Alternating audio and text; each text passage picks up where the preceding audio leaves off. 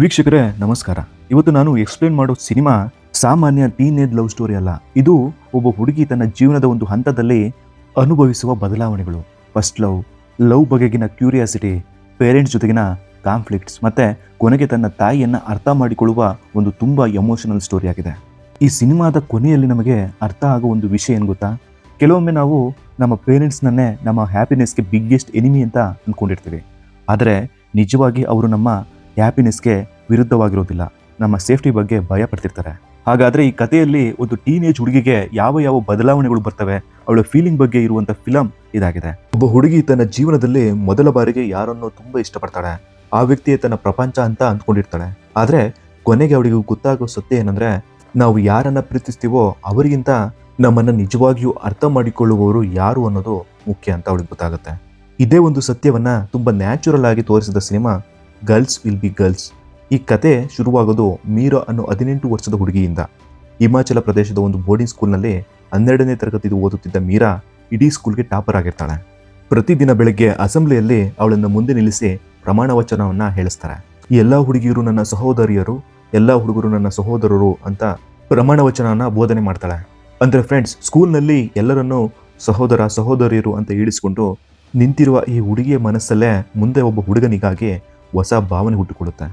ಈಗ ಕ್ಲಾಸ್ನಲ್ಲಿ ಮೀರಾಗೆ 20ಕ್ಕೆ 19 ಮಾರ್ಕ್ಸ್ ಬಂದಿರುತ್ತೆ.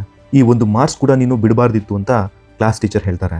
ಅಷ್ಟರಲ್ಲಿ ನಮಗೆ ಶ್ರೀನಿವಾಸ್ ಅನ್ನೋ ಹುಡುಗ ಪರಿಚಯ ಆಗ್ತಾನೆ. ಅವನು ಇತ್ತೀಚೆಗಷ್ಟೇ ಸ್ಕೂಲ್ಗೆ ಸೇರಿರ್ತಾನೆ. ರಿಚ್ ಫ್ಯಾಮಿಲಿಯಿಂದ ಬಂದಿರುವ ಶ್ರೀನಿವಾಸ್ ಓದಿನಲ್ಲಿ ಅಷ್ಟೊಂದು ಆಸಕ್ತಿ ತೋರಿಸ್ತಾ ಇರಲ್ಲ. ಅವನಿಗೆ 20ಕ್ಕೆ ಕೇವಲ 8 ಮಾರ್ಕ್ಸ್ ಬಂದಿರುತ್ತೆ. ಆದರೆ ಮೀರಾಗೆ ಅವನ ಮೇಲೆ ನಿಧಾನವಾಗಿ ಒಂದು ಆಕರ್ಷಣೆ ಶುರುವಾಗುತ್ತೆ. ಅದು ನಿಜವಾದ ಪ್ರೀತಿನ ಅಥವಾ ಆ ವಯಸ್ಸಿನಲ್ಲಿ ಸಹಜವಾಗಿ ಹುಟ್ಟುವ ಆಕರ್ಷಣೆನ? ಇದನ್ನೇ ಮುಂದೆ ಮೀರಾ ಅರ್ಥ ಮಾಡಿಕೊಳ್ಳೋಕೆ ಹೋಗ್ತಾಳೆ. ಹೀಗೆ ಇರುವಾಗ ಬ್ರೇಕ್ ಟೈಮ್ನಲ್ಲಿ ಮೀರಾ ನೋಟಿಸ್ ಬೋರ್ಡ್ ಬಳಿ ಕೆಲಸ ಮಾಡ್ತಾ ಇರ್ತಾಳೆ. ಹಾಗೆ ಶ್ರೀನಿವಾಸ್ ಅವಳ ಬಳಿ ಬಂದು, ನನಗೆ ಒಂದು ನೋಟಿಸ್ ನೋಡಬೇಕು, ಸ್ವಲ್ಪ ಹೆಲ್ಪ್ ಮಾಡ್ತೀಯಾ ಅಂತ ಕೇಳ್ತಾನೆ. ಮೀರಾಗೆ ಅವನ ಮೇಲೆ ಈಗಾಗಲೇ ಆಸಕ್ತಿ ಇದ್ದಿದ್ದರಿಂದ ತಕ್ಷಣ ಸಹಾಯ ಮಾಡ್ತಾಳೆ. ಹೀಗೆ ಶುರುವಾದ ಅವರ ಮಾತುಕತೆ ನಿಧಾನವಾಗಿ ವೈಯಕ್ತಿಕ ವಿಷಯಗಳ ಕಡೆ ಹೋಗುತ್ತೆ. ಮನೆಯವರ ಬಗ್ಗೆ, ತಂದೆ ತಾಯಿಯವರ ಬಗ್ಗೆ, ಅವರ ಜೀವನದ ಬಗ್ಗೆ ಇಬ್ಬರು ಒಬ್ಬರನ್ನೊಬ್ಬರು ತಿಳ್ಕೊಳ್ಳೋಕೆ ಶುರು ಮಾಡ್ತಾರೆ. ಅಷ್ಟರಲ್ಲಿ ಮೀರಾಳ ತಾಯಿ ಅನಿಲ ಸ್ಕೂಲ್ಗೆ ಬಂದು ಅವಳನ್ನು ಮನೆಗೆ ಕರ್ಕೊಂಡು ಹೋಗೋಕ್ಕೆ ಬರ್ತಾಳೆ. ಮೀರಾ ಅವರ ಜೊತೆ ಮನೆಗೆ ಹೋಗೋಕ್ಕೆ ಇಷ್ಟಪಡ್ತಿರ್ಲಿಲ್ಲ. ಆದರೆ ಅದೇ ಸಮಯದಲ್ಲಿ ಸ್ಕೂಲ್ ಗ್ರೌಂಡ್ನಲ್ಲಿ ಶ್ರೀನಿವಾಸ್ ಟೆಲಿಸ್ಕೋಪ್ ಮೂಲಕ ಆಕಾಶ ನೋಡ್ತಾ ಇರೋದನ್ನ ಮೀರಾ ನೋಡ್ತಾಳೆ. ಅವಳಿಗೆ ಅವನ ಜೊತೆ ಇನ್ನೂ ಸಮಯವನ್ನು ಕಳಿಬೇಕು ಮತ್ತು ಟೆಲಿಸ್ಕೋಪ್ ಮೂಲಕ ನಕ್ಷತ್ರಗಳನ್ನು ನೋಡಬೇಕು ಅನ್ನೋ ಆಸೆ ಬರುತ್ತೆ. ಆದ್ದರಿಂದ ತನ್ನ ಫ್ರೆಂಡ್ ಪ್ರಿಯಾಳ ಮನೆಯಲ್ಲಿ ರಾತ್ರಿ ಉಳಿದುಕೊಳ್ತೇನೆ ಅಂತ ಅಮ್ಮನಿಗೆ ಹೇಳಿ ಪರ್ಮಿಷನನ್ನು ತಗೋತಾಳೆ. ರಾತ್ರಿ ಸ್ಕೂಲ್ನಲ್ಲಿ ಟೆಲಿಸ್ಕೋಪ್ ಮೂಲಕ ನಕ್ಷತ್ರಗಳನ್ನು ನೋಡೋ ಕಾರ್ಯಕ್ರಮ ನಡೀತಾ ಇರುತ್ತೆ. ಮೀರಾ ಕೂಡ ಮೊದಲ ಬಾರಿಗೆ ಟೆಲಿಸ್ಕೋಪ್ ಮೂಲಕ ಆಕಾಶವನ್ನು ನೋಡ್ತಾಳೆ. ಅವಳಿಗೆ ತುಂಬ ಖುಷಿ ಆಗುತ್ತೆ. ಕಾರ್ಯಕ್ರಮವನ್ನು ಮುಗಿದ ಮೇಲೆ ಟೀಚರ್ ಟೆಲಿಸ್ಕೋಪನ್ನು ಒಳಗೆ ಇಟ್ಟು ಲಾಕ್ ಮಾಡಿ ಹೋಗಿ ಅಂತ ಹೇಳ್ತಾರೆ. ಮೀರಾ ಮತ್ತು ಶ್ರೀನಿವಾಸ್ ಇಬ್ಬರು ಸೇರಿ ಟೆಲಿಸ್ಕೋಪನ್ನು ಇಡೋಕೆ ಅಂತ ಹೋಗ್ತಾರೆ. ಆದರೆ ಕೆಲಸ ಮುಗಿದ ಮೇಲೆ ಶ್ರೀನಿವಾಸ್ ಮೀರಾಗೆ, ಬೇಗ ಮನೆಗೆ ಹೋಗ್ಬೇಕಾ, ಸ್ವಲ್ಪ ಹೊತ್ತು ಕುತ್ಕೊಂಡು ಮಾತಾಡೋಣ ಅಂತ ಕೇಳ್ತಾನೆ. ಅವಳು ಕೂಡ ಓಕೆ ಅಂತ ಹೇಳ್ತಾಳೆ. ರಾತ್ರಿ ಟೈಮ್ ಚಳಿ ಅನ್ನೋದು ತುಂಬನೇ ಜಾಸ್ತಿ ಇದೆ. ಅದಕ್ಕೆ ಶ್ರೀನಿವಾಸ್ ಮೀರಾಗೆ ಒಂದು ಬೆಡ್ಶೀಟನ್ನು ತಂದು ಕೊಡ್ತಿರ್ತಾನೆ. ಹೇಳ್ಬೇಕಂದ್ರೆ ಶ್ರೀನಿವಾಸ್ಗೂ ಇವಳ ಮೇಲೆ ಕ್ರಶ್ ಇದೆ, ಬಟ್ ಹೇಳೋಕ್ಕೆ ಆಗ್ತಾ ಇಲ್ಲ. ಸ್ವಲ್ಪ ಹೊತ್ತು ಆದಮೇಲೆ ಶ್ರೀನಿವಾಸ್ ಮೀರಾಗೆ, ನೀನು ನನ್ನ ಜೊತೆ ಇದೆಯಲ್ವಾ, ನಿನಗೇನು ಭಯ ಆಗಲ್ವಾ, ಯಾರು ಕೂಡ ಕೇಳಲ್ವಾ ಅಂತ ಕೇಳ್ತಾನೆ. ಅದಕ್ಕೆ ಮೀರಾ ಮಾತಾಡ್ತಾ, ಇಲ್ಲ, ನಿನಗೆ ಸಹಾಯ ಮಾಡಬೇಕು ಅಂತ ಅನ್ನಿಸ್ತು, ಅದಕ್ಕೆ ನಾನು ಇಲ್ಲಿದ್ದೆ. ಅದೇ ರೀತಿ ನನಗೆ ನಿನ್ನ ಬಗ್ಗೆ ತಿಳ್ಕೋಬೇಕು ಅಂತ ಅನಿಸಿತ್ತು, ಅದಕ್ಕೆ ನಾನು ಇಲ್ಲಿದ್ದೆ ಅಂತ ಹೇಳ್ತಾಳೆ. ಇದನ್ನು ಕೇಳಿದ ಶ್ರೀನಿವಾಸ್ಗೂ ಕೂಡ ಅನಿಸಿರುತ್ತೆ ಮೀರಾಗೆ ನನ್ನ ಮೇಲೆ ಕ್ರಶ್ ಇದೆ ಅಂತ. ಈಗ ಒಬ್ಬರಿಗೊಬ್ಬರು ತಮ್ಮ ಚೈಲ್ಡ್ಹುಡ್ ಲೈಫ್ ಇಂದ ಏನೇನಾಯ್ತು ಅಂತ ಎಲ್ಲವೂ ಕೂಡ ಹೇಳ್ತಾ ಇದ್ದಾರೆ. ಮೀರಾ ಚಿಕ್ಕ ವಯಸ್ಸಿನಲ್ಲಿ ತುಂಬಾನೇ ಭಯ ಪಡ್ತಾ ಇದ್ಲು ಅಂತ ಮೀರಾ ಹೇಳ್ತಾ ಇದ್ದಾಳೆ. ಆಗ ಶ್ರೀನಿವಾಸ್, ನಾನು ಹಾಂಗ್ಕಾಂಗ್ನಲ್ಲಿ ಓದಿದ್ದು, ನನಗೆ ಒಂದು ಹುಡುಗಿ ಮೇಲೆ ಲವ್ ಆಗಿತ್ತು ಅಂತ ಕೂಡ ಹೇಳ್ತಾ ಇದ್ದಾನೆ. ಇದೇ ರೀತಿ ಇಬ್ರು ಮಾತಾಡ್ತಾ ಅಲ್ಲೇ ಜಾಸ್ತಿ ಹೊತ್ತು ಇರೋಕ್ಕಾಗೋದಿಲ್ಲ ಅಂತ ಮನೆಗೆ ಹೋಗೋಕ್ಕೆ ರೆಡಿ ಆಗ್ತಾರೆ. ಇನ್ನೇನು ಇಬ್ರು ಮನೆ ಕಡೆ ಹೋಗಬೇಕು. ಬಟ್ ಅಷ್ಟರಲ್ಲಿ ಮೀರಾ ಶ್ರೀನಿವಾಸ್ ಹತ್ರ ನಿನ್ನ ಫೋನ್ ನಂಬರ್ ಸಿಗ್ಬೋದಾ ಅಂತ ಕೇಳ್ತಾ ಇದ್ದಾಳೆ. ಇಲ್ಲಿ ಮೀರಾ ಸ್ವಲ್ಪ ಡಿಫ್ರೆಂಟ್. ಅವಳೇ ಫೋನ್ ನಂಬರ್ ಕೇಳಿ ಇಸ್ಕೊತಾ ಇದ್ದಾಳೆ. ಈಗ ಮೀರಾ ನಂಬರ್ ತೊಗೊಂಡಿದ ಮೇಲೆ ಅವಳ ನಂಬರ್ನು ಕೂಡ ಎಕ್ಸ್ಚೇಂಜ್ ಮಾಡ್ಕೋತಾಳೆ. ಇನ್ ಕೇಸ್ ನೀನು ಫೋನ್ ಮಾಡಿದಾಗ ನಮ್ಮ ಮನೇಲಿ ಯಾರಾದರೂ ಕಾಲ್ ರಿಸೀವ್ ಮಾಡಿದ್ರೆ ನೀನು ಮಾತಾಡೋಕ್ಕೆ ಹೋಗಬೇಡ ಅಂತ ಹೇಳ್ತಾಳೆ. ಇದೆಲ್ಲ ಆದಮೇಲೆ ಶ್ರೀನಿವಾಸ್ ಮೀರಾಗೆ, ನಾನೊಂದು ನಿನಗೆ ಕಿಸ್ ಕೊಡ್ಬೋದಾ ಅಂತ ಕೇಳ್ತಾ ಇದ್ದಾನೆ. ಆ್ಯಕ್ಚುಲಿ ಇವನು ಫಾರಿನ್ನಲ್ಲಿ ಬೆಳೆದಿರೋದ್ರಿಂದ ತುಂಬಾ ಈಸಿಯಾಗಿ ಕಿಸ್ ಕೇಳ್ತಾ ಇದ್ದಾನೆ. ಬಟ್ ಮೀರಾ ಇದನ್ನೆಲ್ಲ ಒಪ್ಪಲ್ಲ, ಕಿಸ್ ಎಲ್ಲ ಕೊಡೋಕ್ಕಾಗೋದಿಲ್ಲ ಅಂತ ಹೇಳ್ತಾರೆ. ಹಾಗೆ ಹೇಳ್ತಾ ಅವಳು ಮಿಸ್ ಆಗಿ ಅವನಿಗೆ ಒಂದು ಕಿಸ್ಸನ್ನು ಕೊಟ್ಬಿಡ್ತಾಳೆ. ಈಗ ಇದರಿಂದ ಶ್ರೀನಿವಾಸ್ಗೆ ತುಂಬಾ ಖುಷಿ ಆಗ್ತಾ ಇದೆ. ಇದಾದಮೇಲೆ ಮೀರಾ ತನ್ನ ಫ್ರೆಂಡ್ ಇದ್ದಾಳಲ್ಲ ಪ್ರಿಯಾ, ಅವಳ ಮನೆಗೆ ಹೋಗ್ತಾಳೆ. ಈಗ ಮನೆಗೆ ಬಂದಿರುವಂಥ ಮೀರಾ ಫ್ರೆಶ್ ಅಪ್ ಆಗಬೇಕು ಅಂತ ಬಾತ್ರೂಮ್ಗೆ ಹೋಗ್ತಾಳೆ. ಆ ಟೈಮ್ನಲ್ಲಿ ಶ್ರೀನಿವಾಸ್ನ ಜೊತೆಗಿದ್ದ ಸಮಯವನ್ನು ನೆನಪಿಸ್ಕೊಳ್ತಾ ಇದ್ದಾಳೆ. ಯಾಕಂದರೆ ಅವಳು ಅವನಿಗೆ ಒಂದು ಕಿಸ್ಸನ್ನು ಕೊಟ್ಟಿದ್ದಲ್ಲ, ಅದಕ್ಕೇನೆ ಟೀನೇಜ್ ಆದಮೇಲೆ ಈ ರೀತಿ ಅಟ್ರಾಕ್ಷನ್ ಅನ್ನೋದು ಶುರುವಾಗ್ಬಿಟ್ಟಿರುತ್ತೆ. ವೀಕ್ಷಕರೇ, ಈ ವಯಸ್ಸಲ್ಲಿ ಒಂದು ಕಂಟ್ರೋಲ್ ಅಂತ ಇದ್ದೇ ಇರಬೇಕು. ಇಲ್ಲಾಂದರೆ ಇದೇ ವಯಸ್ಸಿನಲ್ಲಿ ಪೂರ್ತಿಯಾಗಿ ಮಕ್ಕಳು ಹಾಳಾಗ್ಬಿಡ್ತಾರೆ. ಅದಕ್ಕೇನೆ ಪೇರೆಂಟ್ಸ್ ಯಾವುದೇ ಕಾರಣಕ್ಕೂ ನನ್ನ ಮಕ್ಕಳು ಹಾಳಾಗಬಾರ್ದು ಅಂತ ಅವರ ಹಿಂದೆನೇ ನಿಂತಿರ್ತಾರೆ. ಬಟ್ ಮೀರಾ ಈಗ ಕಿಸ್ ಏನೋ ಕೊಟ್ಟಿದ್ದಾಳೆ ಅಲ್ವಾ, ಮುಂದೆ ಒಂದಿನ ಇಬ್ಬರು ಲಿಪ್ ಕಿಸ್ ಮಾಡ್ಕೋಬೇಕು ಅಂತ ಅದನ್ನು ಟ್ರಯಲ್ ನೋಡೋದಕ್ಕೆ ತನ್ನ ಕೈಗೇನೆ ಕಿಸ್ ಕೊಡ್ಕೋತಾಳೆ. ಇದಾದ್ಮೇಲೆ ಮೀರಾ ಕನಸನ್ನು ಕಾಣ್ತಾ ಮಿರರ್ ಮುಂದೆ ನಿಂತಿದ್ದಾಳೆ. ಅವಳಿಗೆ ಫ್ಯೂಚರ್ನ ಬಗ್ಗೆ ಯೋಚನೆ ಮಾಡ್ತಾ ಶ್ರೀನಿವಾಸ್ನ ಲೈಫಲ್ಲಿ ನಾನು ಯಾವ ರೀತಿ ಇರ್ತೀನಿ ಅಂತ ಯೋಚನೆ ಮಾಡೋಕ್ಕೆ ಶುರು ಮಾಡ್ತಾಳೆ. ಹೀಗೆ ಇರುವಾಗ ಒಂದು ದಿನ ಸ್ಕೂಲ್ನಲ್ಲಿ ಪ್ರಿನ್ಸಿಪಲ್ ಎಲ್ಲ ಹುಡುಗಿಯರನ್ನ ಕರೆದು ಯೂನಿಫಾರ್ಮ್ ಬಗ್ಗೆ ಕ್ಲಾಸ್ ತಗೋತಾ ಇರ್ತಾರೆ. ಸ್ಕರ್ಟ್ ಹೇಗಿರಬೇಕು, ಹೇಗೆ ಕೂತ್ಕೋಬೇಕು ಅಂತ ನಿಯಮಗಳನ್ನು ಹೇಳ್ತಾ ಇರ್ತಾರೆ. ಕೆಲವು ಹುಡುಗಿಯರಿಗೆ ಇದು ಇಷ್ಟ ಆಗೋದಿಲ್ಲ, ಇದು ನಮ್ಮ ಬಟ್ಟೆ ನಮ್ಮ ಇಷ್ಟ, ಹೀಗೆ ಅವರಲ್ಲಿ ಕೋಪ ಶುರುವಾಗುತ್ತೆ. ಮೀರಾಗೂ ಒಳಗೆ ಬೇಸರ ಆಗುತ್ತೆ. ಮನೆಗೆ ಬಂದ ಮೇಲೆ ಮೀರಾ ತನ್ನ ರೂಮ್ನಲ್ಲಿ ಡ್ಯಾನ್ಸ್ ಮಾಡ್ತಾ ಇರ್ತಾಳೆ. ಅಷ್ಟರಲ್ಲಿ ಅವರಮ್ಮ ಅನಿಲ ಒಳಗೆ ಬಂದು ಮಗಳ ಜೊತೆ ಡ್ಯಾನ್ಸ್ ಮಾಡೋಕ್ಕೆ ಶುರು ಮಾಡ್ತಾರೆ. ಆದರೆ ಮೀರಾಗೆ ಅವರಮ್ಮನ ವರ್ತನೆ ಇಷ್ಟ ಆಗೋದಿಲ್ಲ. ಅವಳು ಅಮ್ಮನಿಗೆ ಡ್ಯಾನ್ಸ್ ನಿಲ್ಲಿಸು ಅಂತ ಹೇಳ್ತಾಳೆ. ಅನಿಲಾಗೆ ಬೇಸರವಾದರೂ ಏನು ಹೇಳದೆ ಹೊರಗೆ ಹೋಗ್ತಾಳೆ. ವೀಕ್ಷಕರೇ, ಇಲ್ಲಿ ಮೀರಾಗೆ ಅವರಮ್ಮ ಅನಿಲ ಕಂಡ್ರೆ ಅಷ್ಟೇನು ಆಗ್ತಾ ಇರೋದಿಲ್ಲ. ಹೀಗೆ ಇರುವಾಗ ಮೀರಾಳ ಮನಸ್ಸಿನಲ್ಲಿ ಮತ್ತೆ ಶ್ರೀನಿವಾಸೇ ಬರ್ತಿರ್ತಾನೆ. ಅವನ ಜೊತೆ ಮಾತಾಡಿದ್ದು, ಅವನ ನಗು, ಅವನು ಹೇಳಿದ ಕತೆಗಳು ಎಲ್ಲವೂ ಅವಳಿಗೆ ನೆನಪಾಗ್ತಾ ಇರುತ್ತೆ. ಅವಳು ಶ್ರೀನಿವಾಸ್ಗೆ ಫೋನ್ ಮಾಡ್ತಾಳೆ. ಇಬ್ಬರು ಊಟ ಆಯಿತಾ, ನಿದ್ದೆ ಆಯಿತಾ ಅಂತ ಸಣ್ಣ ಸಣ್ಣ ವಿಷಯಗಳನ್ನೇ ಮಾತಾಡ್ತಾ ಗಂಟೆಗಟ್ಟಲೆ ಸಮಯನ ಕಳೀತಾ ಇರ್ತಾರೆ. ಅಷ್ಟರಲ್ಲಿ ಅನಿಲಾಗೆ ಮೀರಾ ಫೋನ್ನಲ್ಲಿ ಮಾತಾಡ್ತಿರೋದು ಕೇಳಿಸುತ್ತೆ. ಅವಳು ಅದನ್ನು ಕೇಳಿಸ್ಕೊಂಡು ರೂಮ್ಗೆ ಬರುವಷ್ಟರಲ್ಲೇ ಮೀರಾ ಫೋನನ್ನು ಕಟ್ ಮಾಡಿಬಿಡ್ತಾಳೆ. ಅವರಮ್ಮ ಕೇಳಿದಾಗ ನಾನು ಓದ್ಕೋತಾ ಇದ್ದೆ, ಜೋರಾಗಿ ಮಾತಾಡ್ತಿದ್ದೆ ಅಂತ ಸುಳ್ಳು ಹೇಳ್ತಾಳೆ. ಆದರೆ ಅಷ್ಟರಲ್ಲಿ ಶ್ರೀನಿವಾಸ್ ಮತ್ತೆ ಫೋನ್ ಮಾಡಿಬಿಡ್ತಾನೆ. ಮೀರಾ ತಕ್ಷಣ ಫೋನನ್ನು ಕಟ್ ಮಾಡಿಬಿಡ್ತಾಳೆ. ಇದರಿಂದ ಅವರಮ್ಮ ಅನಿಲಾಗೆ ಅನುಮಾನ ಬರೋಕ್ಕೆ ಶುರುವಾಗುತ್ತೆ. ಮರುದಿನ ಅನಿಲ ನೇರವಾಗಿ ಕೇಳ್ತಾಳೆ, ನಿನ್ನೆ ರಾತ್ರಿ ನಿನಗೆ ಫೋನ್ ಮಾಡಿದವ್ರು ಯಾರು? ಮೀರಾ ಮತ್ತೆ ನನ್ನ ಫ್ರೆಂಡ್ ಅಂತ ಹೇಳ್ತಾಳೆ. ಅನಿಲ ಬಾಯ್ ಫ್ರೆಂಡಾ ಅಂತ ಕೇಳ್ತಾಳೆ.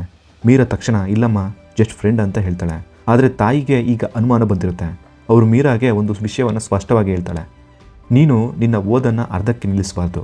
ಈ ವಿಚಾರ ನಿನ್ನ ಅಪ್ಪನಿಗೆ ಗೊತ್ತಾದರೆ ನಿನ್ನ ಜೀವನದಲ್ಲಿ ದೊಡ್ಡ ಸಮಸ್ಯೆ ಆಗ್ಬೋದು ಅಂತ ಹೇಳ್ತಾರೆ. ಮೀರಾ ಏನು ಮಾತಾಡದೆ ಸುಮ್ಮನಾಗಿರ್ತಾಳೆ.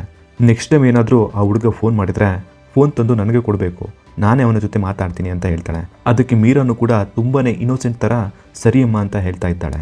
ಇದಾದಮೇಲೆ ಅನಿಲ ತನ್ನ ಮಗಳಿಗೆ ಸರಿ ಆಗಿದ್ರೆ ಆ ಹುಡುಗನನ್ನು ಕೂಡ ಇವತ್ತು ಮನೆಗೆ ಕರ್ಕೊಂಡು ಬಾ ಅಂತ ಹೇಳ್ತಾಳೆ. ಹಾಗೆ ಮೀರಾನು ಕೂಡ ಶ್ರೀನಿವಾಸನನ್ನು ಮನೆಗೆ ಕರ್ಕೊಂಡು ಬರ್ತಾಳೆ. ಇದರಿಂದ ಶ್ರೀನಿವಾಸ್ಗೆ ಅನಿಸುತ್ತೆ ಮನೇಲಿ ಏನೋ ಸ್ಪೆಷಲ್ ಇರಬೇಕು ಅಂತ. ಅದಕ್ಕೆ ಶ್ರೀನಿವಾಸ್ ಕೂಡ ಸಂಜೆ ಮನೆ ಕಡೆ ಬರ್ತಾನೆ. ಆ್ಯಕ್ಚುಲಿ ಅನಿಲ ಇದ್ದಾಳಲ್ವಾ, ಅವರು ಶ್ರೀನಿವಾಸ್ನ ಬೈಬೇಕು ಅಂತಲೇ ಮನೆಗೆ ಕರೆಸ್ತಾ ಇರೋದು. ಬಟ್ ಅವನು ಮನೆಗೆ ಬರಬೇಕಾದ್ರೆ ಕೈಯಲ್ಲಿ ಹೂವಿನ ಬೊಕ್ಕೆ ಇಟ್ಕೊಂಡು ಬಂದಿರ್ತಾನೆ. ಅದನ್ನು ತಂದು ಅನಿಲಾಗೆ ಕೈಗೆ ಕೊಟ್ಟು, ಆಂಟಿ ಇದು ನಮ್ಮ ತೋಟದಲ್ಲಿ ಬೆಳೆದಿರೋದು, ತಗೊಳ್ಳಿ ಆಂಟಿ ಅಂತ ಹೇಳ್ತಾ ಇದ್ದಾನೆ. ಇದನ್ನು ಕೇಳಿದಂಥ ಅನಿಲ ಅಲ್ಲೇನೆ ಕ್ಲೀನ್ ಬೋಲ್ಡ್ ಆಗಿಬಿಡ್ತಾಳೆ. ಇದಾದಮೇಲೆ ಅನಿಲ ಮೀರಾಗೆ, ಮೀರಾ ನಿನ್ನ ರೂಮ್ಗೆ ಹೋಗು ಅಂತ ಹೇಳ್ತಾಳೆ. ಮೀರಾ ಕೂಡ ಅಷ್ಟೇ ತುಂಬಾ ಸೈಲೆಂಟಾಗಿ ರೂಮ್ಗೆ ಹೋಗ್ತಾಳೆ. ಇದಾದಮೇಲೆ ಅನಿಲ ಶ್ರೀನಿವಾಸ್ ಹತ್ರ ಮಾತಾಡ್ತಾ, ನೋಡಪ್ಪ ನನ್ನ ಮಗಳು ಮತ್ತು ನೀನು ಇಬ್ಬರೂ ಕೂಡ ಫ್ರೆಂಡ್ಸ್, ಆದರೆ ಅದರಲ್ಲಿ ನನಗೆ ಯಾವುದೇ ಥರದ ಬೇಜಾರಿಲ್ಲ. ನಿನಗೇನಾದರೂ ಡೌಟ್ ಇದೆಯಾ ಮನೆಗೆ ಬಂದು ಕೇಳು, ಅವಳು ಹೇಳ್ಕೊಡ್ತಾಳೆ. ಅದನ್ನು ಬಿಟ್ಟು ನೀವಿಬ್ಬರು ಫೋನಲ್ಲಿ ಗಂಟೆಗಟ್ಟಲೆ ಮಾತಾಡೋದು ನನಗೆ ಒಂದು ಚೂರು ಕೂಡ ಇಷ್ಟ ಇಲ್ಲ. ಈ ವಿಚಾರ ಏನಾದರೂ ಅವ್ರ ಅಪ್ಪನಿಗೆ ಗೊತ್ತಾದರೆ ಅವಳ ಸ್ಟಡೀಸ್ ಸ್ಟಾಪ್ ಆಗುತ್ತೆ. ಆ ರೀತಿ ಅವಳ ಸ್ಟಡಿ ಅರ್ಧಕ್ಕೆ ನಿಲ್ಲೋದು ನನಗೆ ಒಂದು ಚೂರು ಕೂಡ ಇಷ್ಟ ಇಲ್ಲ. ಅವಳು ಚೆನ್ನಾಗಿ ಓದಿ ಒಂದು ಒಳ್ಳೆ ಜಾಬ್ನ ಪಡಿಬೇಕು, ಅದೇ ನಮ್ಮ ಆಸೆ ಅಂತ ಹೇಳ್ತಾ ಇದ್ದಾಳೆ. ಇದನ್ನು ಕೇಳಿದಂಥ ಶ್ರೀನಿವಾಸ್, ಆಂಟಿ ನಿಮ್ಮ ಮಾತು ನನಗೆ ಅರ್ಥ ಆಯಿತು, ಇನ್ಮೇಲೆ ನನಗೆ ಡೌಟ್ ಇದ್ದರೆ ನಿಮ್ಮ ಮನೆಗೆ ಬಂದು ಕೇಳ್ಕೊತೀನಿ ಅಂತ ಹೇಳ್ತಾ ಇದ್ದಾನೆ. ಹೀಗೆ ಹೇಳ್ತಾ ಇರಬೇಕಾದ್ರೆ ಮೀರಾ ರೂಮ್ನಲ್ಲಿ ನಿಂತ್ಕೊಂಡು ಇದನ್ನೆಲ್ಲ ಕೇಳಿಸ್ಕೊತಾ ಇದ್ದಾಳೆ. ಸ್ವಲ್ಪ ದಿನ ಆದಮೇಲೆ ಸ್ಕೂಲ್ನಲ್ಲಿ ಟೀಚರ್ಸ್ ಡೇಗೆ ಎಲ್ಲರೂ ಕೂಡ ಸೀರೆ ಉಟ್ಕೊಂಡು ಬರಬೇಕು ಅಂತ ಅನೌನ್ಸ್ಮೆಂಟ್ ಕೂಡ ಆಗಿದೆ. ಬಟ್ ಏನು ಮಾಡೋದು, ಮೀರಾಗೆ ಸೀರೆ ಉಟ್ಕೊಳ್ಳೋಕ್ಕೆ ಬರೋದಿಲ್ಲ. ಇದನ್ನು ನೋಡಿದಂಥ ಅನಿಲ, ಸ್ವಲ್ಪ ತಡಿ ನಾನು ನಿನಗೆ ಸೀರೆ ಉಡಿಸ್ತೀನಿ ಅಂತ ಹೇಳ್ತಾ ಇದ್ದಾಳೆ. ಎಷ್ಟೇ ಆಗಲಿ ಅಮ್ಮ ಈ ರೀತಿ ಹೆಲ್ಪ್ ಮಾಡೇ ಮಾಡ್ತಾರೆ. ಅದೇ ರೀತಿ ಅನಿಲ ಮೀರಾ ಹತ್ರ ಮಾತಾಡ್ತಾ, ನೋಡು ಶ್ರೀನಿವಾಸ್ ಏನು ಒಳ್ಳೆಯವನೇ, ಅವನು ಬೇಕಾದರೆ ನಿನಗೆ ಫ್ರೆಂಡೇ ಆಗಿ ಇರಲಿ, ಬಟ್ ನೀನು ನಿನ್ನ ಎಜುಕೇಷನ್ ಮೇಲೆ ಗಮನ ಕೊಡಬೇಕು ಅಂತ ಹೇಳ್ತಾ ಇದ್ದಾಳೆ. ಈಗ ನೆಕ್ಸ್ಟ್ ಟೈಮ್ ಮಾರ್ನಿಂಗ್ ಮೀರಾ ಸ್ಕೂಲ್ಗೆ ಸೀರೆ ಹಾಕ್ಕೊಂಡು ಬಂದಿದ್ದಾಳೆ. ಈಗ ಕ್ಲಾಸಲ್ಲಿ ಎಲ್ಲ ಲ್ಯಾಬ್ ಸೆಷನ್ ನಡೀತಾ ಇದೆ. ಬಟ್ ಅಲ್ಲಿರುವಂಥ ಹುಡುಗರಿಗೆ ಲ್ಯಾಬ್ ಸೆಷನ್ ಬೇಕಾಗಿರಲಿಲ್ಲ. ಬದಲಾಗಿ ಆ ಹುಡುಗರು ಹುಡುಗಿಯರ ಬಗ್ಗೆ ಒಂದು ಕೆಟ್ಟದಾಗಿ ಮಾತಾಡ್ತಾ ಇದ್ದಾರೆ. ಹಾಗೆ ಮೀರಾನು ಕೂಡ ರೇಗಿಸ್ತಾ ಇದ್ದಾರೆ. ನೋಡ್ರು ಅವಳ ಕಾಲೆಲ್ಲ ಕಾಣ್ತಾ ಇದೆ ಅಂತ ಹೇಳ್ತಾ ಇದ್ದಾರೆ. ಇದನ್ನು ಕೇಳಿದಂಥ ಶ್ರೀನಿವಾಸ್ ಮೀರಾ ಹತ್ರ ಹೋಗಿ, ಹಲೋ ಮೇಡಮ್, ಎಲ್ಲ ಹುಡುಗರು ನಿಮ್ಮ ಕಾಲನ್ನೇ ನೋಡ್ತಾ ಇದ್ದಾರೆ, ಸರಿಯಾಗಿ ಕೂತ್ಕೋ ಅಂತ ಹೇಳ್ತಾ ಇದ್ದಾನೆ. ಇದರಿಂದ ಮೀರಾಗೆ ಶ್ರೀನಿವಾಸ್ ಕಂಡ್ರೆ ತುಂಬಾ ಇಂಪ್ರೆಸ್ ಆಗಿಬಿಡುತ್ತೆ. ಈಗ ನೆಕ್ಸ್ಟ್ ಸೀನಲ್ಲಿ ಹಾರ್ದಿಕ್ ಅನ್ನೋ ಹುಡುಗ ಮೀರಾ ಹತ್ರ ಬರ್ತಾನೆ. ಈಗ ಮೀರಾ ಆ ಹುಡುಗನಿಗೆ ಏನು ಬಂದಿದ್ದು ಅಂತ ಕೇಳ್ತಾಳೆ. ಅದಕ್ಕೆ ಹಾರ್ದಿಕ್ ಒಂದು ಗ್ರೀಟಿಂಗ್ ಕಾರ್ಡ್ನು ಒಂದು ರೋಸ್ ನಿಟ್ಕೊಂಡು ಮೀರಾಗೆ ಪ್ರಪೋಸ್ ಮಾಡ್ತಾ ಇದ್ದಾನೆ. ಆದರೆ ಮೀರಾಗೆ ಇದರಲ್ಲೆಲ್ಲ ಇಷ್ಟ ಇಲ್ಲ ಅಂತ ಕಾಣ್ತಾ ಇದೆ. ಅದಕ್ಕೆ ಮೀರಾ ಹಾರ್ದಿಕ್ಕಿಗೆ ನೋಡು ನನಗೆ ಇದೆಲ್ಲ ಇಷ್ಟ ಇಲ್ಲ, ನೆಕ್ಸ್ಟ್ ಟೈಮ್ ಇದೆಲ್ಲ ಮಾಡೋಕೆ ಹೋಗ್ಬೇಡ ಅಂತ ಹೇಳ್ತಾ ಇದ್ದಾಳೆ. ಇದನ್ನ ಕೇಳಿದಂತ ಆ ಹುಡುಗನಿಗೂ ಕೂಡ ತುಂಬಾ ಬೇಜಾರಾಗ್ತಾ ಇದೆ. ಇದಾದ್ಮೇಲೆ ಪಾಪ ಹುಡುಗ ಅದನ್ನ ತಂದಿದ್ನೆಲ್ಲ ಗ್ರೀಟಿಂಗ್ ಕಾರ್ಡ್ ಆ ಹೂವನ್ನೆಲ್ಲ ಬಿಸಾಕಿ ಅಲ್ಲಿಂದ ಹೊರಟೋಗ್ತಾನೆ. ಮೀರಾ ಇವನನ್ನ ರಿಜೆಕ್ಟ್ ಮಾಡೋಕ್ಕೆ ಕಾರಣನೇ ಶ್ರೀನಿವಾಸ್. ಯಾಕಂದ್ರೆ ಅವಳು ಶ್ರೀನಿವಾಸನ್ನ ಲವ್ ಮಾಡ್ತಾ ಇದ್ದಾಳಲ್ಲ, ಅದಕ್ಕೇನೆ ಶ್ರೀನಿವಾಸ್ ಮತ್ತೆ ಮೀರಾ ತುಂಬಾನೇ ಹಚ್ಕೊಂಡ್ ಬಿಟ್ಟಿರ್ತಾರೆ.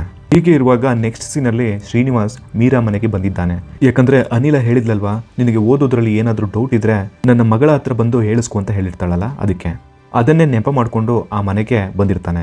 ಈಗ ಶ್ರೀನಿವಾಸ್ ಅನಿಲ ಹತ್ರ ತುಂಬಾನೇ ರೆಸ್ಪೆಕ್ಟ್ ಆಗಿ ಮಾತಾಡ್ತಾ ಇದ್ದಾನೆ. ಅನಿಲ ಕೂಡ ಅಷ್ಟೇನೆ ಶ್ರೀನಿವಾಸ್ಗೆ ಅಡುಗೆ ಎಲ್ಲ ಮಾಡಿ ಬಡಿಸ್ತಾ ಇದ್ದಾರೆ. ಹಾಗೆ ಅನಿಲ, ಆಂಟಿ ನೀವು ಅಡುಗೆ ತುಂಬ ಚೆನ್ನಾಗಿ ಮಾಡ್ತೀರಾ. ಅದಕ್ಕೆ ಅನಿಲ, ಲೋ ಸುಳ್ಳೆಲ್ಲ ಹೇಳ್ಬೇಡ, ನಾನು ಮಾಡಿರೋ ಅಡುಗೆನ ನನಗೆ ಗೊತ್ತಿರೋಲ್ವ ಹೇಗಿರುತ್ತೆ ಅಂತ, ಸುಮ್ಮನೆ ಕತೆ ಹೊಡಿಬೇಡ, ಊಟ ಮಾಡು ಅಂತ ಹೇಳ್ತಿದ್ದಾಳೆ. ಅದಕ್ಕೆ ಶ್ರೀನಿವಾಸ್ ನಗ್ತಾ, ಆಂಟಿ ನಾನು ಹಾಸ್ಟೆಲ್ನಲ್ಲಿ ಇದ್ದೀನಲ್ವಾ, ಅಲ್ಲಿ ಊಟ ಚೆನ್ನಾಗಿರೋದಿಲ್ಲ, ಅದಕ್ಕೆ ಕಂಪೇರ್ ಮಾಡಿದ್ರೆ ಈ ಊಟ ಸಖತ್ತಾಗಿದೆ ಅಂತ ಹೇಳ್ತಾ ಇದ್ದಾನೆ. ಇದನ್ನು ಕೇಳಿದಂಥ ಅನಿಲ, ಓ ನೀನು ಹಾಸ್ಟೆಲಲ್ಲಿ ಇದೆಯಾ ಅಂತ ಕೇಳ್ತಾಳೆ. ಅದಕ್ಕೆ ಶ್ರೀನಿವಾಸ್ ಹೌದು ಆಂಟಿ ಅಂತ ಹೇಳ್ತಾನೆ.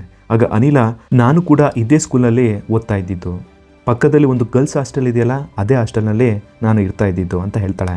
ಇದಕ್ಕೆ ಶ್ರೀನಿವಾಸ್, ಹೌದಾ ಆಂಟಿ, ಈಗಂತೂ ಆ ಹಾಸ್ಟೆಲ್ ತುಂಬಾ ಸ್ಟ್ರಿಕ್ಟ್ ಆಗಿದ್ದಾರೆ, ಟೈಮ್ ಆಯಿತು ಅಂದರೆ ಒಂದು ಹುಡುಗಿನೂ ಕೂಡ ಆಚೆಗೆ ಬಿಡೋದಿಲ್ಲ ಅಂತ ಹೇಳ್ತಾ ಇದ್ದಾನೆ. ಇದಾದಮೇಲೆ ಶ್ರೀನಿವಾಸ್ ನಗ್ತಾ, ಆಂಟಿ ಆ ಟೈಮಲ್ಲಿ ಯಾರಾದರೂ ನಿಮಗೆ ಲೈನ್ ಆಗ್ತಾ ಇದ್ರಾ ಅಂತ ಕೇಳಿಬಿಡ್ತಾನೆ. ಅದಕ್ಕೆ ಅನಿಲ, ಹೌದಪ್ಪ, ನನಗೆ ಒಂದು ಹುಡುಗನನ್ನು ಕಂಡ್ರೆ ಇಷ್ಟ ಇತ್ತು, ಆ ಹುಡುಗನಿಗೂ ನನ್ನ ಕಂಡ್ರೆ ತುಂಬಾ ಇಷ್ಟ ಇತ್ತು. ಒಂದು ದಿನ ಹಾಸ್ಟೆಲ್ ಗೋಡೆ ಹತ್ಕೊಂಡು ನನ್ನನ್ನು ಮೀಟ್ ಮಾಡೋಕ್ಕೆ ಅಂತ ಬಂದಿದ್ದ, ಬಟ್ ಏನು ಮಾಡೋದು, ವಾರ್ಡನ್ ಕೈಗೆ ಸಿಗಾಕೊಂಡ್ಬಿಟ್ಟ. ಅಲ್ಲಿಂದ ಅವನ ಸ್ಟೋರಿ ಏನಾಯಿತು ಅಂತ ನನಗೆ ಗೊತ್ತೇ ಇಲ್ಲ. ಹೀಗೆ ಅವರಿಬ್ಬರ ಕಾನ್ವರ್ಸೇಷನ್ ಡೇ ಬೈ ಡೇ ತುಂಬ ಜಾಸ್ತಿನೇ ಆಗ್ತಾ ಇರುತ್ತೆ. ಹೀಗೆ ಅವರಿಬ್ಬರು ಫ್ರೆಂಡ್ಲಿಯಾಗಿ ಮಾತಾಡ್ತಾ ಇದ್ದಾರಲ್ವ, ಅದನ್ನು ನೋಡಿ ಮೀರಾಳಿಗೂ ತುಂಬ ಖುಷಿ ಆಗ್ತಾ ಇದೆ. ಈಗ ಸೀನ್ ಕಟ್ ಮಾಡಿದರೆ ನೆಕ್ಸ್ಟ್ ಡೇ ಮಾರ್ನಿಂಗ್ ಸ್ಕೂಲಲ್ಲಿ ಏನಾಗ್ತಿದೆ ಅಂತ ನಮಗೆ ತೋರಿಸ್ತಾ ಇದ್ದಾರೆ. ಸ್ಕೂಲ್ನಲ್ಲಿ ಪೋಲಿ ಹುಡುಗರು ಇರ್ತಾರಲ್ಲ, ಅವರು ಸ್ಟೆಪ್ ಮೇಲೆ ನೆಡ್ಕೊಂಡು ಬರುವಂಥ ಹುಡುಗಿಯರ ಫೋಟೋವನ್ನು ತೆಗಿತಾ ಇರ್ತಾರೆ. ಅಂದರೆ ಅವರು ತುಂಬಾ ಕೆಟ್ಟದಾಗಿ ಫೋಟೋಸನ್ನು ತೆಗಿತಾ ಇರ್ತಾರೆ. ಈ ರೀತಿ ಆ ಹುಡುಗರು ಮಾಡ್ತಾ ಇರೋದನ್ನು ಮೀರಾ ಕೂಡ ನೋಡ್ಬಿಡ್ತಾಳೆ. ಮೊದಲೇ ಮೀರಾಗೆ ಆ ಹುಡುಗರು ಕಂಡ್ರೆ ಸ್ವಲ್ಪ ಆಗ್ತಾ ಇರೋದಿಲ್ಲ, ಯಾಕಂದರೆ ಒಂದು ಸಾರಿ ಲ್ಯಾಬ್ನಲ್ಲಿ ಅವಳನ್ನು ರೇಗಿಸ್ಬಿಟ್ಟಿರ್ತಾರೆ. ಅದಕ್ಕೇನೆ ಈಗ ಮೀರಾ ಈ ವಿಚಾರವನ್ನು ತಗೊಂಡು ಪ್ರಿನ್ಸಿಪಲ್ಗೆ ಹೋಗಿ ಹೇಳ್ಬಿಡ್ತಾಳೆ. ಪ್ರಿನ್ಸಿಪಲ್ ಈಗ ಆ ಹುಡುಗರನ್ನು ಸುಮ್ಮನೆ ಬಿಡ್ತಾರ, ಆ ಹುಡುಗರನ್ನೆಲ್ಲ ಕಾಲೇಜಿಂದ ಡಿಸ್ಮಿಸ್ ಮಾಡಿಬಿಡ್ತಾರೆ. ಇದರಿಂದ ಆ ಹುಡುಗರಿಗೆ ಮೀರಾನ ಕಂಡ್ರೆ ತುಂಬಾ ಕೋಪ ಬರ್ತಾ ಇದೆ. ಇದನ್ನೆಲ್ಲ ಮುಗಿಸಿಕೊಂಡು ಮೀರಾ ಸಂಜೆ ಮನೆ ಕಡೆ ಬರ್ತಾಳೆ. ಈಗ ಅವಳ ತಂದೆನ ನಮಗೆ ತೋರಿಸ್ತಾರೆ. ಆ್ಯಕ್ಚುಲಿ ಅವರ ಅಪ್ಪ ಒಬ್ಬ ಬಿಸ್ನೆಸ್ ಮ್ಯಾನ್ ಅಂತ ಕಾಣ್ತಾ ಇದೆ. ಅದಕ್ಕೇನೆ ಅವರು ವೀಕ್ಲಿ ಒಂದ್ಸರಿ ಮಾತ್ರ ಮನೆಗೆ ಬರ್ತಾ ಇರ್ತಾರೆ. ಈಗ ರಾತ್ರಿ 3 ಜನ ಕೂತು ಊಟ ಮಾಡಬೇಕಾದ್ರೆ ಮೀರಾಳ ತಂದೆ ಕ್ಯಾಸುಯಲ್ ಆಗಿ ಮಾತಾಡ್ತಾ ಇದ್ದಾರೆ. ಹಾಗೆ ಅವರ ಸಂಬಂಧಿಕರಲ್ಲಿ ಒಬ್ಬರು ಚಿಕ್ಕ ವಯಸ್ಸಿನಲ್ಲೇ ಪ್ರೀತಿಸಿ ಮದುವೆ ಆಗ್ತಿದ್ದಾರೆ ಅಂತ ಹೇಳ್ತಿದ್ದಾರೆ. ಆಗ ಅನಿಲ ನಗ್ತಾ, ನಮ್ಮ ಮದುವೆ ಆದಾಗಲೂ ಕೂಡ ನಮಗೆ 21 ವರ್ಷನೇ ಅಂತ ಹೇಳ್ತಿದ್ದಾಳೆ. ಮೀರಾಳ ತಂದೆ ಕೂಡ ನಗ್ತಾರೆ. ನಂತರ ಅವರು, ನಮ್ಮದು ಕೂಡ ಲವ್ ಮ್ಯಾರೇಜ್, ನಾವು ಒಬ್ಬರನ್ನೊಬ್ಬರು ಚೆನ್ನಾಗಿ ಅರ್ಥ ಮಾಡ್ಕೊಂಡಿದ್ವು ಅಂತ ಹೇಳ್ತಾರೆ. ಇದನ್ನ ಪಕ್ಕದಲ್ಲಿ ಕುಳಿತು ಕೇಳುತ್ತಿದ್ದ ಮೀರಾಳ ಮನಸ್ಸಿನಲ್ಲಿ ಒಂದು ಹೊಸ ಯೋಚನೆ ಬರುತ್ತೆ. ನಾನು ಶ್ರೀನಿವಾಸ್ ಜೊತೆ ಮುಂದೆ ಹೀಗೆ ಇರ್ಬೋದಾ ಅಂತ ಅವಳು ಕನಸು ಕಾಣೋಕ್ಕೆ ಶುರು ಮಾಡ್ತಾಳೆ. ಮತ್ತೊಂದು ದಿನ ಶ್ರೀನಿವಾಸ್ ಮೀರಾಳ ಮನೆಗೆ ಬರ್ತಾನೆ. ಇಬ್ಬರು ಓದುವ ನೆಪದಲ್ಲಿ ಒಂದೇ ಜಾಗದಲ್ಲಿ ಸಮಯ ಕಳೀತಾ ಇರ್ತಾರೆ. ಮಾತಿನಲ್ಲಿ ತಮ್ಮ ಭಾವನೆಗಳನ್ನು ಒಬ್ಬರಿಗೊಬ್ಬರು ಹೇಳ್ಕೊತಾ ಇರ್ತಾರೆ. ಮೀರಾ ಮತ್ತು ಶ್ರೀನಿವಾಸ್ ನಡುವಿನ ಸಂಬಂಧ ಈಗ ಸ್ನೇಹದ ಗಡಿಯನ್ನು ದಾಟಿ ಇನ್ನಷ್ಟು ಗಂಭೀರವಾಗಿರುತ್ತೆ. ಆದರೆ ಮೀರಾ ಒಂದು ವಿಷಯದಲ್ಲಿ ತುಂಬ ಜಾಗರೂಕತೆಯಿಂದ ಇರ್ತಾಳೆ. ತಾನು ಇನ್ನೂ ಓದುತ್ತಿದ್ದೇನೆ ಅನ್ನೋದು ಅವಳಿಗೆ ಗೊತ್ತಿರುತ್ತೆ. ಇದರಿಂದ ಶ್ರೀನಿವಾಸ್ ಕೂಡ ಅವಳ ಮಾತನ್ನು ಗೌರವಿಸ್ತಾನೆ. ಇಬ್ಬರು ನಂತರ ಹಾಡು ಹೇಳುತ್ತಾ ನಗ್ತಾ ಸಮಯ ಕಳೀತಾ ಇರ್ತಾರೆ. ಅಷ್ಟರಲ್ಲಿ ಅನಿಲ ರೂಮ್ಗೆ ಬರ್ತಾರೆ. ಅವರಿಗೆ ಶ್ರೀನಿವಾಸ್ ಈಗಾಗಲೇ ಇಷ್ಟವಾಗಿದ್ದರಿಂದ ಅವರ ಜೊತೆ ಸೇರಿಕೊಂಡೇ ಸಮಯ ಕಳೀತಾರೆ. ನೋಡ್ತಾ ಶ್ರೀನಿವಾಸ್ ಆ ಮನೆಯಲ್ಲೇ ಒಬ್ಬ ಸದಸ್ಯನಂತೆ ಆಗ್ಬಿಡ್ತಾನೆ. ಆದರೆ ವೀಕ್ಷಕರೇ, ಇದು ಮೀರಾಳಿಗೆ ಖುಷಿನಾ ಅಥವಾ ಇಲ್ವಾ ಅಂತ ಗೊತ್ತಾಗಬೇಕು. ಹೌದು, ಮೊದಲಿಗೆ ಖುಷಿ ಇರುತ್ತೆ, ಯಾಕಂದರೆ ಅವಳ ಪ್ರೀತಿಯ ಹುಡುಗನನ್ನು ಅವಳ ಅಮ್ಮನೇ ಇಷ್ಟಪಡ್ತಿದ್ದಾರೆ ಅಂತ. ಆದರೆ ಮುಂದೆ ಇದೇ ವಿಷಯ ಅವಳಿಗೆ ನೋವಾಗಲಿದೆ. ಇದಾದ ಮೇಲೆ ಸ್ಕೂಲ್ನಲ್ಲಿ ಪೇರೆಂಟ್ಸ್ ಮೀಟಿಂಗ್ ನಡೆಯುತ್ತೆ. ಹಿಂದೆ ಮೀರಾ ಪ್ರಿನ್ಸಿಪಲ್ಗೆ ದೂರು ನೀಡಿದ್ದ ಹುಡುಗರ ಪೇರೆಂಟ್ಸ್ ಕೂಡ ಸ್ಕೂಲ್ಗೆ ಬಂದಿರ್ತಾರೆ.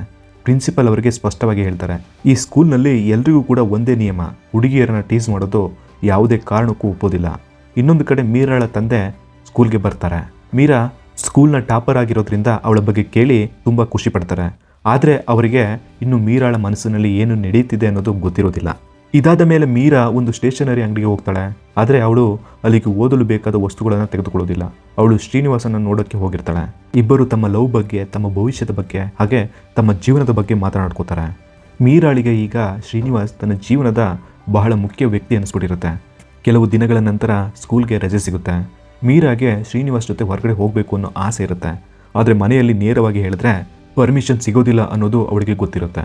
ಅದಕ್ಕೆ ತನ್ನ ಫ್ರೆಂಡ್ಸ್ ಪ್ರಿಯಾಳ ಜೊತೆ ಸಿನಿಮಾ ನೋಡೋಕ್ಕೆ ಹೋಗ್ತಿದ್ದೇನೆ ಅಂತ ಹೇಳ್ತಾಳೆ. ಬಹಳ ಕಷ್ಟದ ನಂತರ ತಂದೆಯಿಂದ ಪರ್ಮಿಷನನ್ನು ಪಡ್ಕೋತಾಳೆ. ಆದರೆ ಇಲ್ಲೊಂದು ಟ್ವಿಸ್ಟ್ ಇದೆ. ಪ್ರಿಯಾಳ ಜೊತೆ ಸಿನಿಮಾ ಹೋಗೋ ಬದಲು ಮೀರಾ ನೇರವಾಗಿ ಶ್ರೀನಿವಾಸ್ನನ್ನು ಭೇಟಿ ಮಾಡ್ತಾಳೆ. ಇಬ್ಬರು ಊರಿಂದ ಹೊರಗಿರುವ ಒಂದು ಬೆಟ್ಟದ ಕಡೆ ಹೋಗ್ತಾರೆ. ಅಲ್ಲಿ ಇಬ್ಬರು ಒಂಟಿಯಾಗಿ ಸಮಯವನ್ನು ಕಳೀತಾರೆ. ಹೀಗೆ ಮಾತಾಡ್ತಾ ಶ್ರೀನಿವಾಸ್ ಸ್ವಲ್ಪ ಪರ್ಸ್ನಲ್ ಟೈಮನ್ನು ಸ್ಪೆಂಡ್ ಮಾಡೋಕ್ಕೆ ಟ್ರೈ ಮಾಡ್ತಾ ಇದ್ದಾನೆ.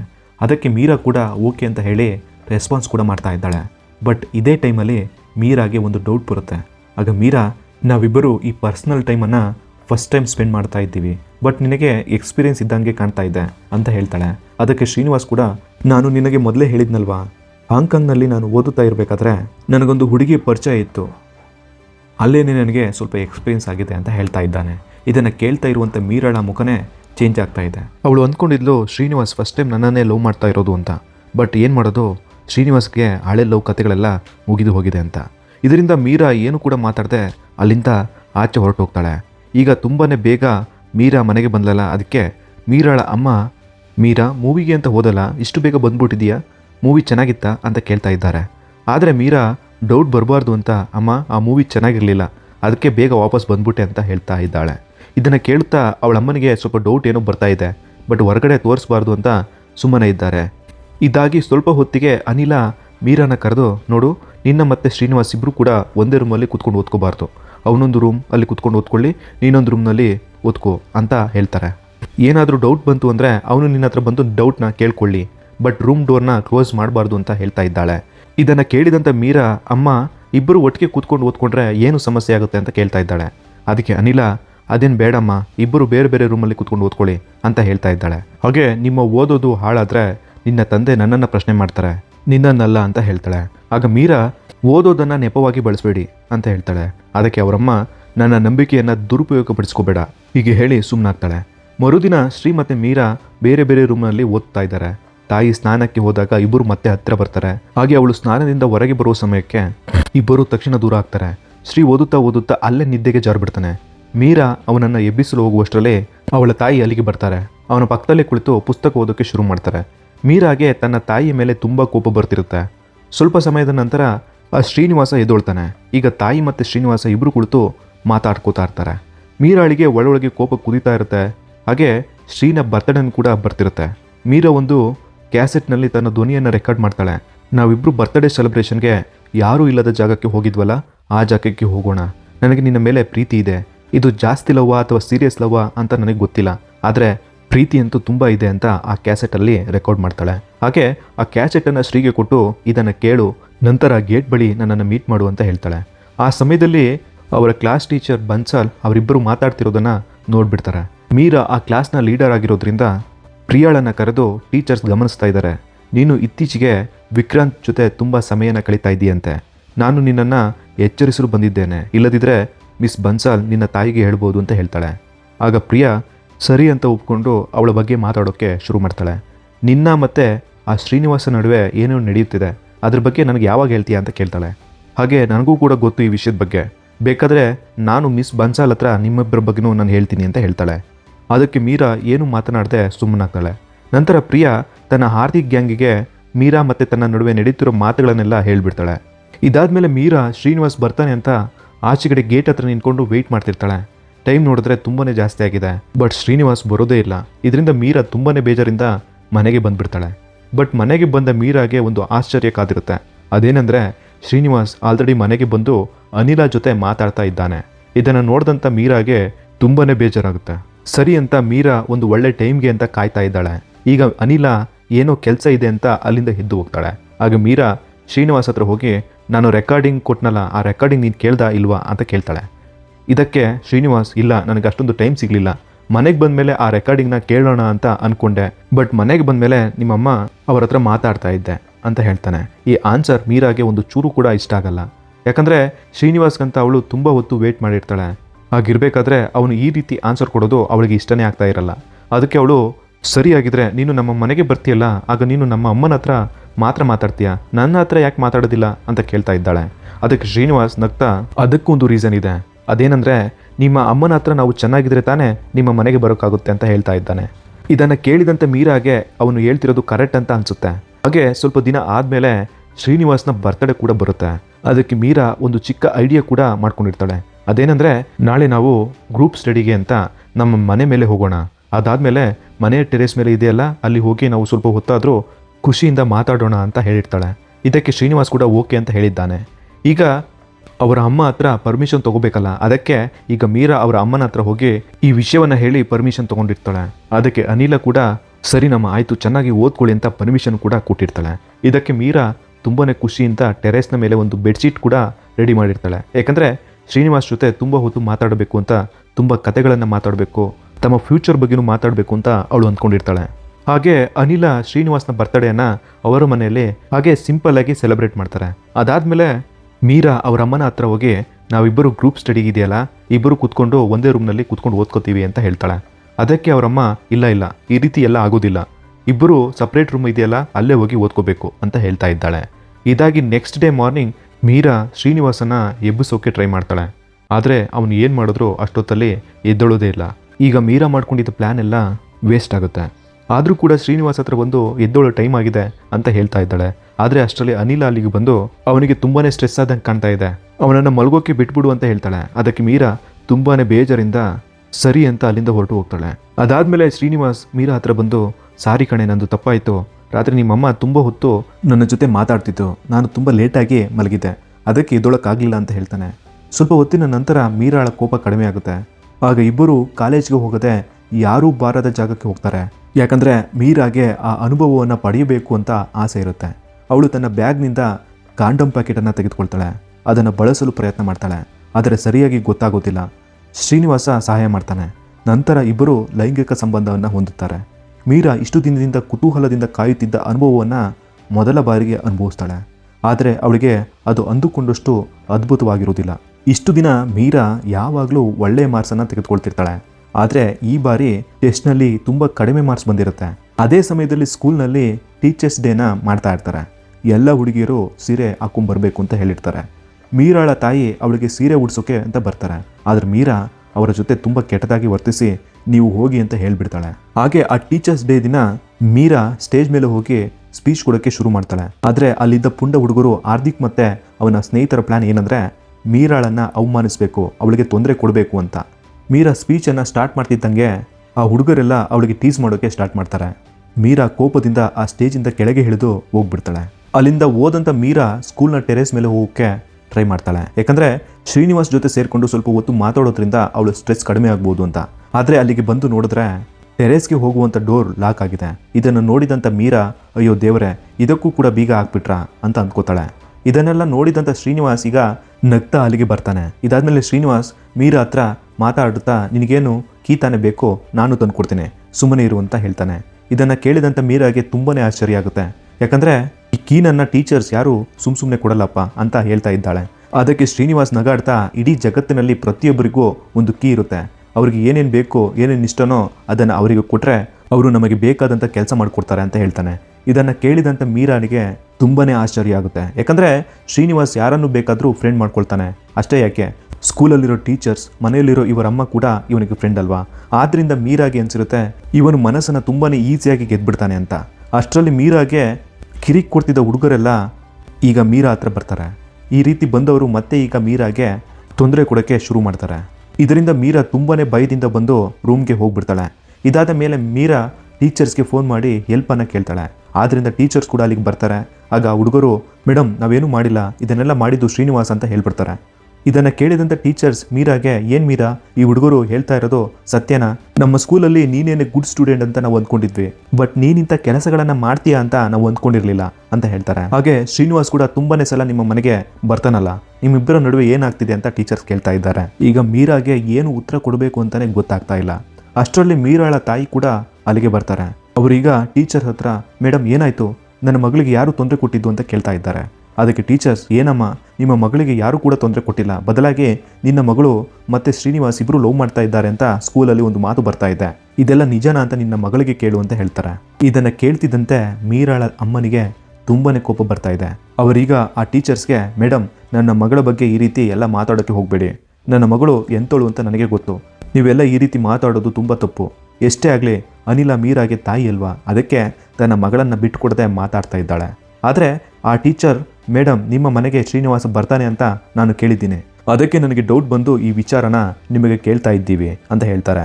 ಹಾಗೆ ಮೀರಾಳ ಅಮ್ಮ, ಮೇಡಮ್ ನಮ್ಮ ಮನೆಗೆ ಯಾರು ಬರಬೇಕು ಯಾರು ಬರಬಾರ್ದು ಅನ್ನೋದನ್ನು ನಾನು ಡಿಸೈಡ್ ಮಾಡಿದ್ದೀನಿ, ನೀವೆಲ್ಲ ಇನ್ನೊಂದು ಸಲ ಈ ರೀತಿ ಹೇಳಿದ್ರೆ ನಾನು ಸುಮ್ಮನೆ ಇರೋದಿಲ್ಲ ಅಂತ ಹೇಳಿ ಮೀರಾನ ಅಲ್ಲಿಂದ ಕರ್ಕೊಂಡು ಹೋಗ್ತಾಳೆ. ಇದನ್ನು ನೋಡಿದಂತೆ ಮೀರಾಗೆ ತುಂಬಾ ಆಶ್ಚರ್ಯ ಆಗ್ಬಿಡುತ್ತೆ. ಯಾಕಂದರೆ ಮೀರಾ ಇಷ್ಟು ದಿನ ಅವರ ಅಮ್ಮನನ್ನು ಅರ್ಥನೇ ಮಾಡ್ಕೊಂಡಿರೋದಿಲ್ಲ. ಆದರೆ ಎಲ್ಲರೂ ಸೇರಿಕೊಂಡು ಅವಳ ಬಗ್ಗೆ ತುಂಬಾ ಕೆಟ್ಟದಾಗೆ ಮಾತಾಡ್ತಾ ಇದ್ರು. ಅವರಮ್ಮ ಬಂದು ಇದನ್ನೆಲ್ಲ ಸರ್ವ್ ಮಾಡಿದ್ರಲ್ಲ, ಅದಕ್ಕೆ ಅವರ ಅಮ್ಮನ ನೋಡಿ ಮೀರಾಗೆ ತುಂಬಾ ಖುಷಿ ಆಗ್ತಾ ಇದೆ. ಇದಾದ ಮೇಲೆ ಅದೇ ಸಂಜೆ ಶ್ರೀನಿವಾಸ್ ಕೂಡ ಮನೆಗೆ ಬರ್ತಾನೆ. ಈಗ ಅವನು ಮೀರಾ ಹತ್ರ ಮಾತಾಡ್ತಾ, ಸ್ಕೂಲಲ್ಲಿ ಗದ್ದಲ ನಡೀತಲ್ಲ, ಅದನ್ನು ನೋಡಿ ನನಗೆ ತುಂಬಾ ಭಯ ಆಯಿತು, ಅದಕ್ಕೆ ನಾನು ಅಲ್ಲಿಂದ ಹೊರಟುಬಿಟ್ಟೆ ಅಂತ ಹೇಳ್ತಾನೆ. ಅದಕ್ಕೆ ಮೀರಾ, ಆ ವಿಚಾರ ಬಿಡು, ಈಗ ಹೇಳು, ಎಲ್ಲರ ಮನಸ್ಸು ಗೆಲ್ಲೋಕ್ಕೆ ಒಂದು ಕೀ ಇರುತ್ತೆ ಅಂತ ಹೇಳ್ದಲ್ಲ, ನನ್ನ ಮನಸ್ಸನ್ನು ಗೆಲ್ಲೋಕ್ಕೆ ಇರುವಂಥ ಕೀ ಯಾವುದು ಅಂತ ಕೇಳ್ತಾಳೆ. ಈ ಮಾತಿನಿಂದ ಶ್ರೀನಿವಾಸ್ಗೆ ತುಂಬಾ ಗಾಬರಿ ಆಗುತ್ತೆ. ಈಗ ಅವನು ಮೀರಾ ಹತ್ರ ಮಾತಾಡ್ತಾ, ನಿನ್ನ ಮನಸ್ಸು ಗೆಲ್ಲೋದಕ್ಕೆ ಯಾವುದು ಕೀನೂ ಬೇಕಾಗಿಲ್ಲ, ಬದಲಾಗಿ ನಾನು ನಿನ್ನನ್ನು ತುಂಬಾ ಇಷ್ಟಪಡ್ತಾ ಇದ್ದೀನಿ ಅಂತ ಹೇಳ್ತಾನೆ. ಹಾಗೆ ನಿನ್ನ ಗೆಲ್ಲೋದಕ್ಕೆ ಯಾವುದು ಕೀನೂ ಬೇಕಾಗಿಲ್ಲ ಅಂತ ಹೇಳ್ತಾ ಇದ್ದಾನೆ. ಆದರೆ ಮೀರಾ ಇದನ್ನು ಅಲ್ಲಿಗೇನೆ ಬಿಡ್ತಾ ಇಲ್ಲ. ಸರಿಯಾಗಿದ್ರೆ ನಮ್ಮ ಅಮ್ಮನನ್ನು ನೀನು ಇಷ್ಟು ಬೇಗ ಫ್ರೆಂಡ್ ಮಾಡ್ಕೊಂಡಲ್ಲ, ಅದೆಲ್ಲ ಹೇಗೆ ಸಾಧ್ಯ ಆಯಿತು ಅಂತ ಕೇಳ್ತಾ ಇದ್ದಾಳೆ. ಅದಕ್ಕೆ ಶ್ರೀನಿವಾಸ್, ಅದೆಲ್ಲ ತುಂಬ ಸಿಂಪಲ್ ಕಣೆ, ನಿಮ್ಮ ಅಮ್ಮನಿಗೆ ಯಾರಾದರೂ ಅವಳನ್ನು ಗಮನಿಸಬೇಕು ಅಂತ ಆಸೆ, ಬಟ್ ಏನು ಮಾಡೋದು, ನಿಮ್ಮ ಅಪ್ಪ ಹತ್ರ ಅಷ್ಟೊಂದು ಟೈಮ್ ಇಲ್ಲ, ಬರೀ ನಾನು ಮಾತ್ರನೇ ಅವ್ರ ಹತ್ರ ತುಂಬಾ ಫ್ರೆಂಡ್ಲಿಯಾಗಿ ಮಾತಾಡ್ತಿರೋದು, ಅದಕ್ಕೆ ನಿಮ್ಮ ಅಮ್ಮನಿಗೆ ನಾನಂದರೆ ಇಷ್ಟ ಅಂತ ಹೇಳ್ತಾನೆ. ಈ ಮಾತಿನಿಂದ ಮೀರಾಗೆ ಒಂದು ವಿಚಾರ ಅರ್ಥ ಆಗುತ್ತೆ. ಅದೇನಂದರೆ ಶ್ರೀನಿವಾಸ್ ಇವಳನ್ನು ನಿಜವಾಗ್ಲೂ ಪ್ರೀತಿ ಮಾಡ್ತಾ ಇಲ್ಲ ಅಂತ. ಶ್ರೀನಿವಾಸ್ನ ಕೆಲಸ ಏನಂದರೆ ಮಾತಿನ ಮೂಲಕ ಜನಗಳ ಮನಸ್ಸನ್ನು ಗೆದ್ದು ಅವರ ಜೊತೆ ಟೈಮ್ ಸ್ಪೆಂಡ್ ಮಾಡೋದು ಅವನ ಕೆಲಸ ಆಗಿರುತ್ತೆ. ಇವತ್ತು ನಾನು, ನಾಳೆ ಯಾರಾದರೂ ಇನ್ನೊಬ್ರು ಸಿಕ್ಕಿದ್ರೆ ಅವರ ಜೊತೆನೂ ಇದೇ ರೀತಿ ಮಾತಾಡ್ತಾನೆ ಅಂತ ಇವಳಿಗೆ ಗೊತ್ತಾಗುತ್ತೆ. ಇದಾದಮೇಲೆ ಮೀರಾ ಶ್ರೀನಿವಾಸ್ ಜೊತೆ ಜಾಸ್ತಿ ಮಾತಾಡೋದನ್ನು ಬಿಟ್ಬಿಡ್ತಾಳೆ. ಶ್ರೀನಿವಾಸ್ಗೆ ಮೀರಾಗೆ ಏನಾಗಿದೆ ಅಂತಲೇ ಅರ್ಥ ಆಗೋದಿಲ್ಲ. ಆಗ ಅವನು ಮೀರಾ ಹತ್ರ, ಮೀರಾ ಏನಾಯಿತು, ಯಾಕೆ ನೀನು ನನ್ನ ಹತ್ರ ಮಾತಾಡ್ತಿಲ್ಲ, ನಾಳೆ ನಾವಿಬ್ಬರು ಎಲ್ಲಾದರೂ ಹೋಗೋಣ ಬಾ ಅಂತ ಹೇಳ್ತಾ ಇದ್ದಾನೆ. ಈ ಮಾತಿಗೆ ಮೀರಾ ಏನು ಉತ್ತರ ಕೊಡದೆ ಬದಲಾಗಿ ಅವಳು ಸುಮ್ಮನೆ ಇದ್ದಾಳೆ. ಇದಾದಮೇಲೆ ಶ್ರೀನಿವಾಸ್ ಸುಮ್ಮನೆ ಅಲ್ಲಿಂದ ಹೊರಟು ಹೋಗ್ತಾನೆ. ಈಗ ಮೀರಾಳಿಗೆ ಜೀವನದ ಬಗ್ಗೆ ಅರ್ಥ ಆಗಿರುತ್ತೆ. ಈಗ ಮೀರಾ ತನ್ನ ತಾಯಿಯನ್ನು ಹೊಸ ದೃಷ್ಟಿಯಿಂದ ನೋಡೋಕ್ಕೆ ಶುರು ಮಾಡಿರ್ತಾಳೆ. ತಾಯಿ ಯಾವಾಗಲೂ ಕೆಲಸ ಮಾಡ್ತಿರ್ತಾರೆ, ಅವರಿಗೆ ಮಾತನಾಡಲು ಯಾರೂ ಇರೋದಿಲ್ಲ, ಅವರು ಇಲ್ಲಿ ಯಾರಿಗಾಗಿ ಇದ್ದಾರೆ, ತನ್ನ ಮಗಳಿಗಾಗಿದ್ದಾರೆ ಅಂತ ಅವಳು ಅರ್ಥ ಮಾಡ್ಕೋತಾಳೆ. ಮರುದಿನ ಮೀರಾ ಟೆರೇಸ್ ಮೇಲೆ ಕೂತ್ಕೊಂಡಿರ್ತಾಳೆ. ಹಾಗೆ ಅವರ ಅಮ್ಮನಿಗೆ, ಅಮ್ಮ ಎಣ್ಣೆಯನ್ನು ಕುಡಿ, ನಿಮ್ಮ ಕೂದಲಿಗೆ ನಾನೇ ಎಣ್ಣೆ ಹಚ್ತೀನಿ ಅಂತ ಹೇಳ್ತಾಳೆ. ಆಗ ಅವಳ ತಾಯಿ ಕೂಡ ಅಲ್ಲಿಗೆ ಬಂದು ಕೂತ್ಕೋತಾಳೆ. ಮೀರಾ ನಿಧಾನವಾಗಿ ಅವರ ಕೂದಲಿಗೆ ಎಣ್ಣೆ ಹಚ್ಚೋಕ್ಕೆ ಶುರು ಮಾಡ್ತಾಳೆ. ಇದುವರೆಗೆ ಮೀರಾ ತನ್ನ ತಾಯಿಯ ಜೊತೆ ಕುಳಿತು ಮಾತಾಡಿರೋದಿಲ್ಲ, ಅವರ ಜೊತೆ ಸಮಯನೂ ಕಳೆದಿರಲ್ಲ. ತನ್ನದೇ ಜಗತ್ತಿನಲ್ಲಿ ಮುಳುಗಿ ತಾಯಿಯಿಂದ ದೂರ ಓಡುತ್ತಾ ಅವರನ್ನೇ ದ್ವೇಷಿಸುತ್ತಾ ಬಂದಿರ್ತಾಳೆ. ಆದರೆ ಇವತ್ತು ಅವಳ ಕಣ್ಣಿನಿಂದ ಕಣ್ಣೀರು ಜೋರಕ್ಕೆ ಶುರುವಾಗುತ್ತೆ. ನಾನು ಎಷ್ಟು ತಪ್ಪಾಗಿ ಅರ್ಥ ಮಾಡ್ಕೊಂಡಿದ್ದೆ ಅನ್ನೋ ನೋವು ಅವಳಿಗೆ ಅರ್ಥ ಆಗುತ್ತೆ. ಮತ್ತು ಅದೇ ಭಾವನಾತ್ಮಕ ಕ್ಷಣದೊಂದಿಗೆ ಈ ಸಿನಿಮಾ ಮುಕ್ತಾಯ ಆಗುತ್ತೆ. ವೀಕ್ಷಕರೇ, ನಾವು ನೋಡಿದ್ದು ಒಂದು ರೀತಿಯ ಡಿಫ್ರೆಂಟ್ ಫೀಲ್ ಕೊಡುವ ಕತೆ. ವಿಶೇಷವಾಗಿ ಈಗ 25 ವರ್ಷ ದಾಟಿರುವವರಿಗೆ ತಮ್ಮ ಹದಿಹರಿಯದ ದಿನಗಳು ಖಂಡಿತ ನೆನಪಿಗೆ ಬಂದಿರ್ತವೆ.